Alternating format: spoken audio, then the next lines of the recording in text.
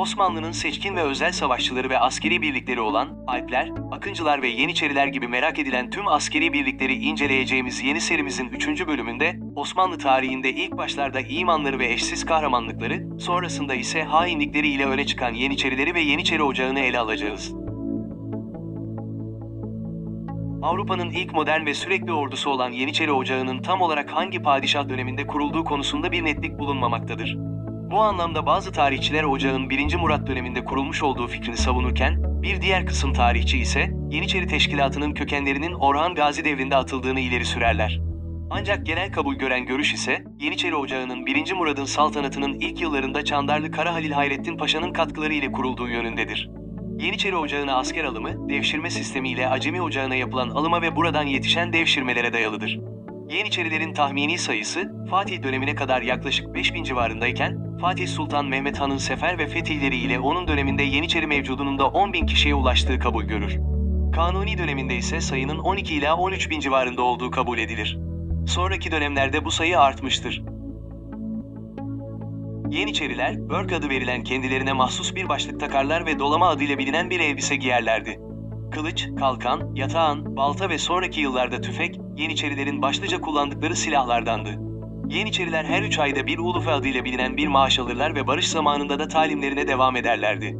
Yeniçeri Ocağı'nın başında Yeniçeri ağası bulunur, ondan sonra ise sekbanbaşı ve kul ketüdası gelirdi. Ayrıca her odanın çorbacı, odabaşı ve vekil harç denen görevli zabitleri de mevcuttu.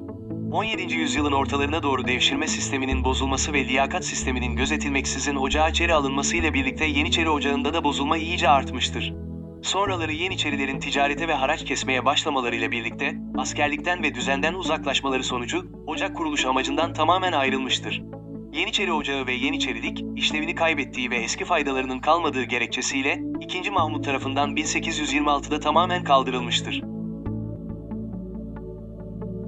İlk kuruldukları yıllarda ve özellikle Osmanlı'nın yükseliş döneminde, yenilmez bir ordu ve birlik olarak görülen Yeniçeriler, karşılaştıkları tüm düşman orduları üzerinde korkuya neden olmuş ve girdikleri savaşlarda nice büyük başarıya ve kahramanlığa imza atmış, iman ve cihat düsturuyla hareket eden askerlerdir.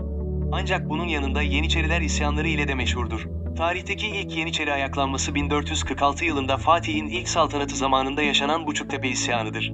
Osmanlı'da yükselme döneminin sona ermesiyle bozulmaya başlayan Yeniçeriler, halka zulmeden, sürekli isyan eden, padişahların tahttan indirilmesine ve genç Osman ve 3. Selim gibi padişahların ölümüne neden olan silahlı çetelere dönüşmüşlerdir.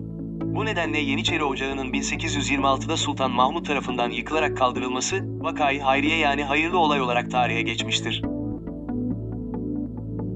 Kanalımızın devamlılığı ve daha çok kişiye ulaşabilmemiz için, eğer videolarımızı beğeniyorsanız, beğeni tuşuna basarak, yorum yaparak ya da videolarımızı paylaşarak bize destek olabilirsiniz.